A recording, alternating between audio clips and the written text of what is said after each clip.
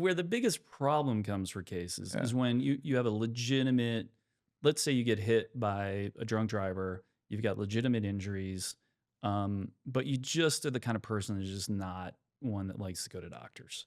And we see this a lot with our female clients. They're just like, they already are tough enough and their pain threshold is generally higher than most Yeah. guys. Yeah. And they just want to tough it out. And this is when we have to tell them, like, look, now's the time to take care of yourself. Your job is to go get care, get treatment. Because if we end up having big gaps, let's say it happens in August, but then you really decide, like, you know what, my shoulder really has been bothering me, and it's now October, it's harder for us to explain away that gap. That's where problems can come in a case. Is the lack of treatment, because we need that objective evidence. We need the objective records of doctors, x-rays, MRIs, CT scans, things like that to use against the other side.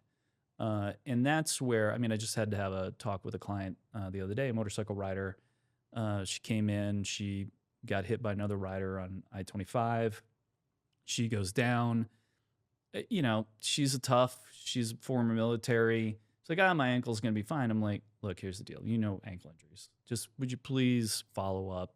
It's not about the case. It's about you getting better, because 6 months from now, if you tell me you got a bad ankle, but you haven't treated, it's really hard for us to relate that back to the case. Okay.